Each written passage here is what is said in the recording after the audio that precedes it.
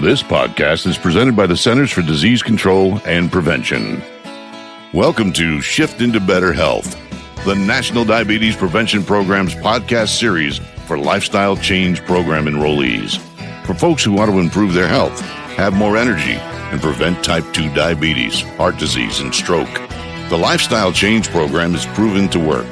I'm your host, Captain Jack, radio personality and former professional truck driver. Each episode in this series is led by drivers for drivers and will cover a topic from the National Diabetes Prevention Program's Lifestyle Change Program. We'll talk about how to tackle challenges professional drivers face so you'll arrive at your destination a healthier you, faster and easier. Today, we'll focus on getting motivated to move more, to reach your fitness goal of at least 150 minutes of activity a week. I recently sat down with two guests to talk about ways to rev up your physical activity. My first guest was Nori Ellis, a professional health coach with a background in wellness and lifestyle management. She's written numerous articles sharing tips to help drivers improve their health. Also joining me was Glenn Keller, a professional driver with 30 years behind the wheel. I asked Nori to remind us why it's so important to increase our physical activity. The benefits in increasing your physical activity are tremendous. It's going to allow you to have a much better night's sleep. Physical activity is going to help you burn off some energy and allow your body to actually settle down and relax. Of course, it's going to support you with weight loss as well and the onset of any chronic health disease. So that's hypertension, that's diabetes. We definitely want to keep you healthy and DOT compliant. You are going to have more energy. So it's just super important that you do a little, the saying goes, it's a little cliche, but a little goes a long way.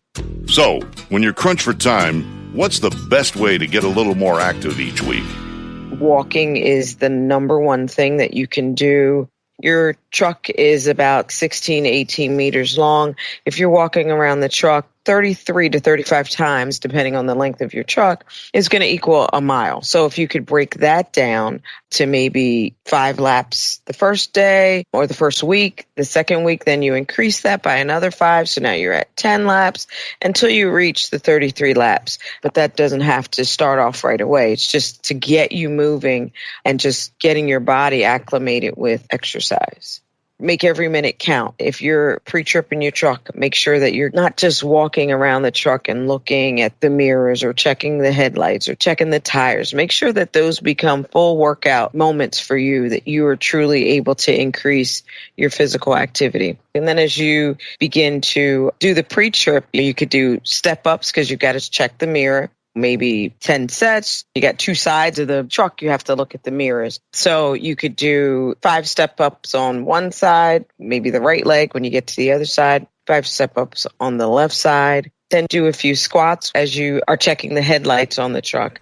When I started, I think I did 10, but every time I would fuel, I would get out and do it. And next thing I knew, I was doing 60 of them.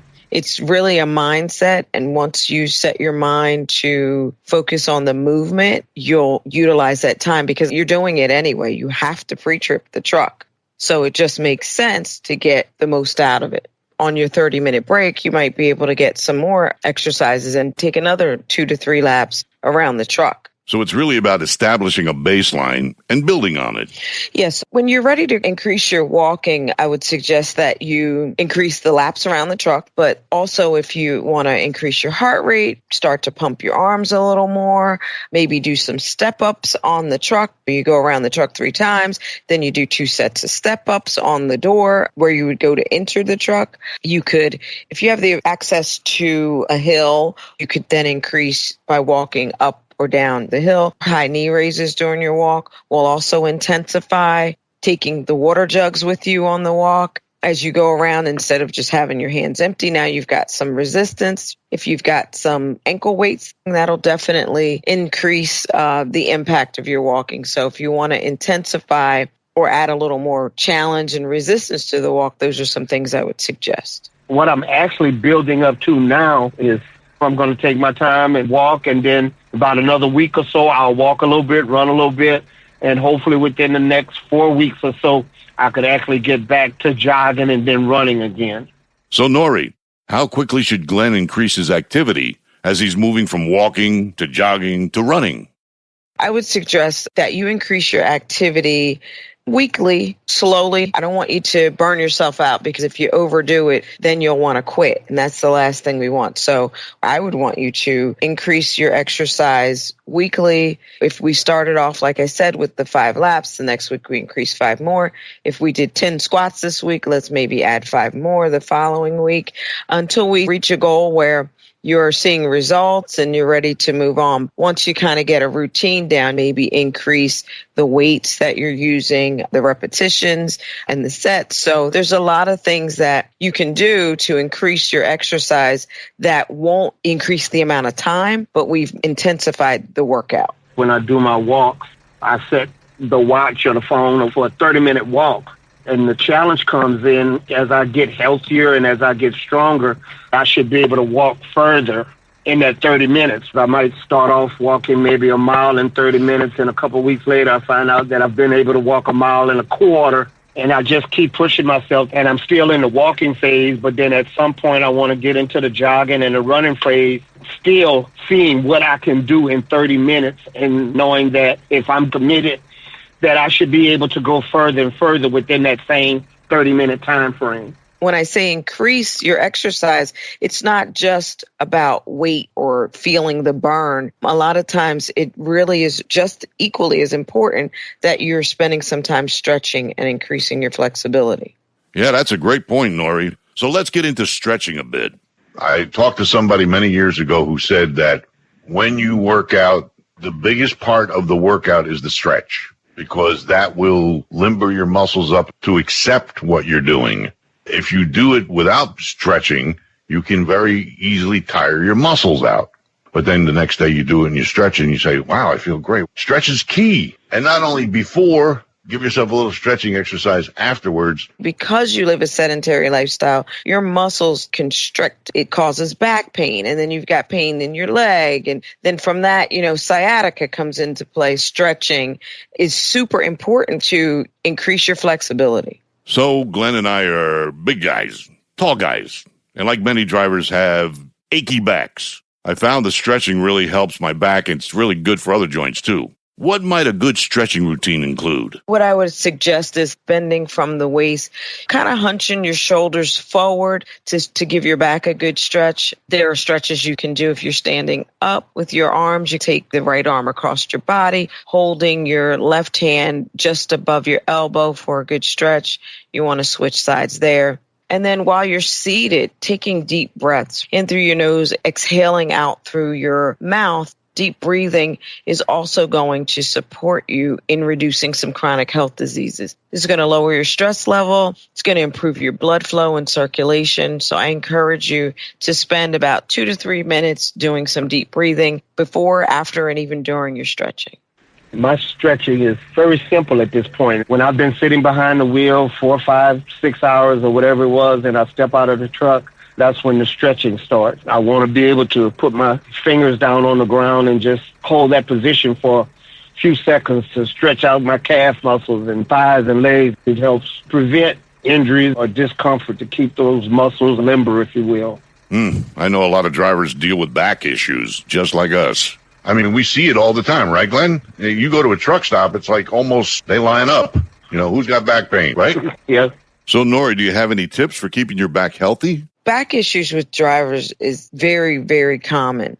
I would suggest maybe utilizing a heating pad in the evening once you're off the road. Maybe your truck doesn't have a lumbar inside the seat, but you can definitely purchase the paddings that you can put behind you in the seat to support as well. Be mindful of the way you're bending over. It's always important that your feet are planted flat on the ground, that your knees are slightly over not all the way over your toes, but just a little bit tweaked over your toes. Deadlifts are an excellent exercise for drivers to do to strengthen their backs. I encourage you to take those gallon water bottles and just holding them, you're bending over from the waist, about 10 to 15 of those a day will help to strengthen your back and offer you some more support when you are just sitting for so long. I'm working out at the speed that I should be doing it and not having to prove anything to anybody other than me, not to be competitive, but to just simply be healthy. For some, though, a little healthy competition or companionship can be a good motivator when it comes to moving more. Glenn, do you have a walking buddy or workout partner? Being a driver and the time that you spend on the road, it's kind of hard to find that kind of buddy on the road. Now, when I'm home, it's great because Jennifer and I will go to the track and do some walking. I love to walk with Joyce. But for those of us on the road much of the week and away from our loved ones, what can we do to find that motivation to stick with an exercise routine? There are a lot of really cool apps now you can download onto your phone where you can see who else is on with you right now.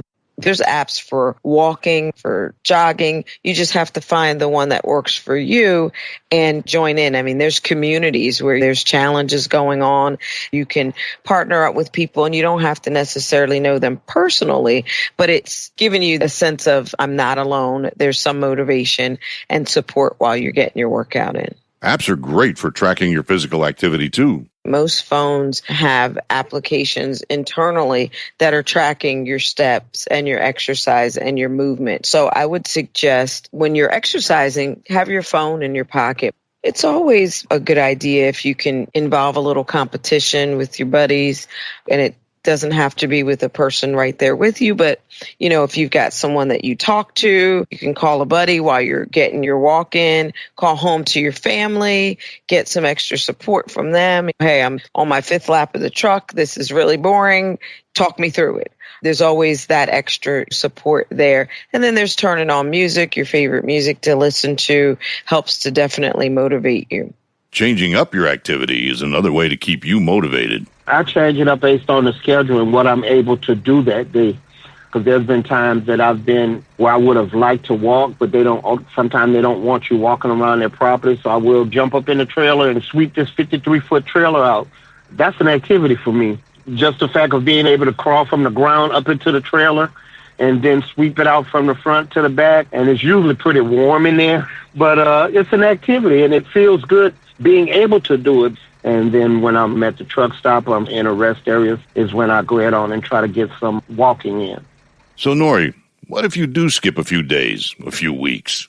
What do you tell drivers who need to restart their exercising? I challenge you to just take advantage of that pre-trip time. That's the golden moment right there because it is what has to be done regardless. So let's just make the most out of this time that you have to go ahead and get some exercise in. Use the support of a coach to get you back on track. And if that's not an option, reach out to a friend and have a conversation of, hey, this is where I'm at. I really need to get back in the game. So I would encourage you to reach out to someone that you value their opinion and who cares about you, and you know that they'll support you in getting back on track. Anything else to add, Glenn? As far as what would you recommend to a trucker trying to get moving again? To just start. I might say I walked around the parking lot 3 times, but if you could walk around a half a walk and then head back to the truck, just start. If you walk halfway around, breathing hard the first week, and then you realize all of a sudden, hey, wait a minute, I'm breathing better. I think I could walk all the way around. Whatever you do, just start. Just start. Simple and sound advice. Well, that's all for today. I'd like to thank Nori and Glenn for joining me and sharing their insights and experiences. I encourage you to keep track of your physical activity and notch it up over time. Try one of the strategies Nori and Glenn suggested, like using your pre-trip time to get in some exercise and spending a few minutes stretching before and after. Remember that America needs you healthy. Your family needs you healthy. You need to be healthy to continue living this trucking life. We're on this journey together, every mile of the way. For the most accurate health information, visit cdc.gov or call 1-800-CDC-INFO.